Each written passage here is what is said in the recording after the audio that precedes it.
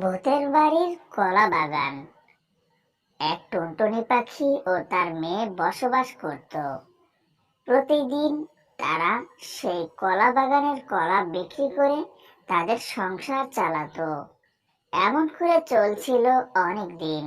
হঠাৎ একদিন বাগানের কেলা কাটতে কাটতে সেই ভূতের বাড়ির কাছে চলে গিয়েছে। কে এসেছো আমার বাড়িতে? আমার কেলা সব শেষ করে এবার চলে আসলে আমার বাড়ির কাছে, আমি তোমাকে ছাড়বো না।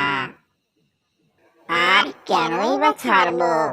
তুমি এতদিন পর্যন্ত আমার বাগান থেকে কেলা নিচ্ছ, আমি কিছুই বলিনি।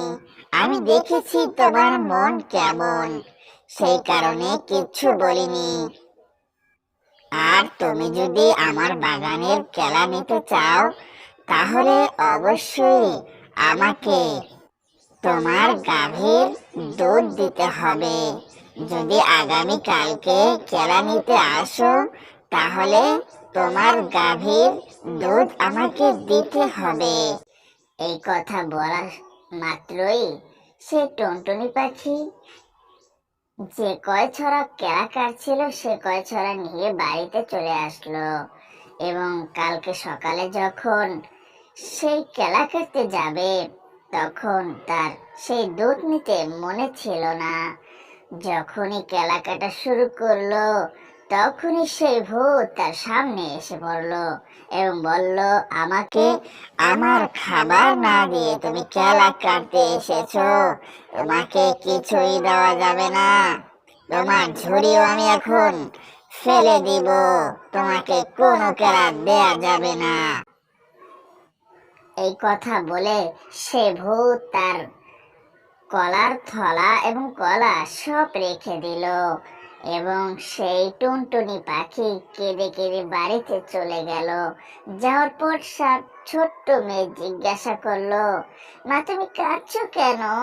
তুমি তো খুব হাসি খুশি গিয়েছিলে, কিন্তু এখন তুমি কাঁদছো কেন মা, বলো।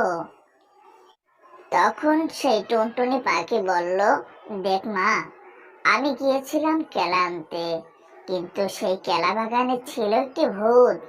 সেই ভূত আমাকে আজকে আমাদের গাভীর দুধ নিয়ে যেতে বলছিল, কিন্তু আমার তো তা নিতে মনেই ছিল না। তখন যে আমি কেলা কাটা শুরু করলাম, আমাকে দেখা মাত্র সে ভূত চলে আসলো। কখনো তো এমন আসতো না, আমি তো ভাবতেও পারিনি যে ভূত চলে আসবে। সেই কারণে যে আমাকে দেখলো, আমার থলা ফেলে দিল এবং আমাকে কোনো কেলা আনতে দিল না। তখন সেই টুনটুনি পাখির ছোট্ট মেয়েটি বলল, মা, আগামীকালকে বেশি করে দুধ নিয়ে যাবা, আর সে ভূত মামাকে বলবা যেন সেও আমাদের কলা কেটে দেয়। এই কথা বলে সেই পরের দিন যখন কেলা আনতে যাবে, ঠিক সেই মুহূর্তে বেশি করে দুধ নিয়ে সেই টুনটুনি পাখি সেই কলা বাগানে গেল এবং ভূতটি সেই দুধ দেখে অনেক খুশি হয়ে গেল। সে ভূতকে বলা লাগলো না যে আমাকে বেশি করে কলা দিও। সে ভূত তার জন্য খুশি হয়ে অনেক কলা দিয়ে দিল, পাকা কলা। সেই পাকা কলা বিক্রি করে তাদের সংসার খুবই ভালো চলছিল। এমন করে তাদের গাভীর দুধ এবং সে দিত কেলা, এরম করে তাদের সংসার চলছিল। তাই ভূত মামা এবং সেই টুনটুনি পাখির ভিতরে একটি বন্ধুত্ব চলে আসলো।